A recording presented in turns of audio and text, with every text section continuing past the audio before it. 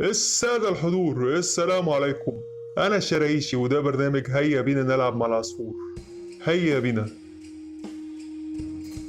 بص، أنا العصفور قال لي شوية أخبار هي مش مهمة أوي بس هيا بينا. طيب ولأننا بنقدر كبار السن هنبتدي بالفنانة الكبيرة إلهام شاهين. وفي تصريح ليها قالت الفنانة العظيمة إلهام شاهين: مش معنى إننا بنحضر مهرجانات يبقى مش هاممنا اللي بيحصل في رفح، لكن الحياة لازم تستمر. أنا من امبارح ما نمتش. كان الله في العون يا فنانة، ومش بنشكك أبدا في وطنيتك. بالعكس احنا هنستغل الفرصة دي عشان نقول لأولادنا وإخواتنا إن احنا معاكم ودايما واقفين في ظهركم. وقالت إلهام شاهين: لو حد قرب من مصر أنا هبقى أول المحاربين ليه. يعني ليه شغل المزايدات ده؟ حضرتك فنانة وعظيمة وكل حاجة، أكيد يعني مش هتحاربي، يعني حتى لو هتحاربي يعني قبل ما تتحركي من بيتكم بس تنزلي. حضرتك كبيرة في السن يعني، مع احترامي يعني. ما علينا. إلهام شاهين: أنا اديت فيديوهات الشعراوي لأن آراءه صادمة. ده على سن حضرتك يعني بتقولي كلام طبيعي زي البني آدمين. ما علينا حضرتك حرة برضه في رأيك، ده شيء أساسي يعني. في أخبار بتقول إن أبو هشيمة هيرتبط بأسماء جلال وهيعلنوا خطوبتهم في وقت قريب. وطبعا أبو هشيمة يعني بتحلم بيها أي بنت، لأنه طبعا رجل دمه خفيف جدا وبيضحك جدا وكمان غني كده، حاجة على جنب صغيرة، كان هو غني جدا.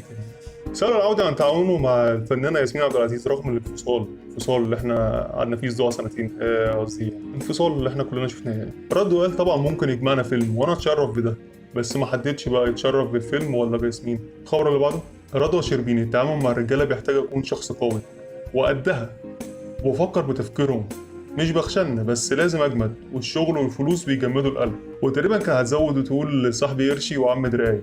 الخبر اللي بعده: محامي رمضان صبحي بيقول ان اللاعب مهدد بالايقاف 4 سنين. وده جاء بعد ما لجنه المنشطات اختارت الاتحاد المصري بايقاف اللاعب ايقاف مؤقت لحد لجنه الاستماع الثانيه.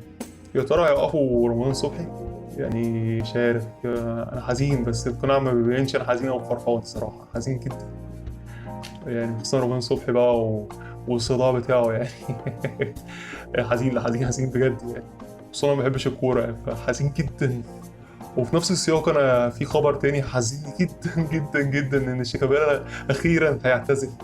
بس للاسف هيعتزل السنه اللي جايه في اخرها، عشان يبقى دي اخر سنه ليه لسه.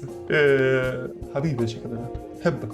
صداع برضه شيكابالا وبتاع وحاجات كده. بس لا، الكوره دي مهمه جدا جدا جدا طبعا. أنا ما بحبهاش يتحرقوا يعني. أنا حاسس انها هتحرق دلوقتي حالا، قصدي ماشي. الخبر اللي بعده: وانتشرت صور هند عبد الحليم باللوك الجديد، شالت الحسنه وصبغت الشعر بقى لونه اصفر، جميله. محمد سامي: اكتر حاجه بحبها في مي عمر انها ست محترمه جدا. وده راي محمد سامي في الفنانه مي عمر. وفي ناس في تعليقات علقت ان فعلا هي ست محترمه جدا، وعلى شكروا فيها وفي اعمالها وانها مصريه شاطره.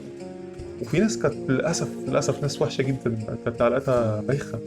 تعليقات بايخه. اللي يقول لك ناس رجعيه، مش فاهمين الفن يعني. تحس ان هم مش قادرين يفهموا الفن. واراء ناس كده اختلفت ياما يعني، بس كانت كلمه غريبه وتعبير غريب اصلا يعني. يعني تحس ان هو ساب كل حاجه وركز في النقطه دي. اشمعنى يعني ركزت في النقطه دي؟ غريب محمد سامي، مش بس في مسلسلاته وكمان في تعليقاته. وده كان اخر خبر معانا، عشان زهقت الصراحة يعني، وخلاص عملت الفيديو. عادي يعني توز، عادي يعني براحتكم. أقول لك على حاجة: عايز تشترك اشترك، مش عايز تشترك عادي براحتك. عادي يعني اللي أنت عايزه. اعمل الصح. اللي أنت مش شايف ده صح؟ ها؟ مش شايف إن ده صح؟ خلاص يا عم، أنت راجل متربي وعارف أنت هتعمل إيه بالظبط. السادة الحضور، باي باي يا حلوين.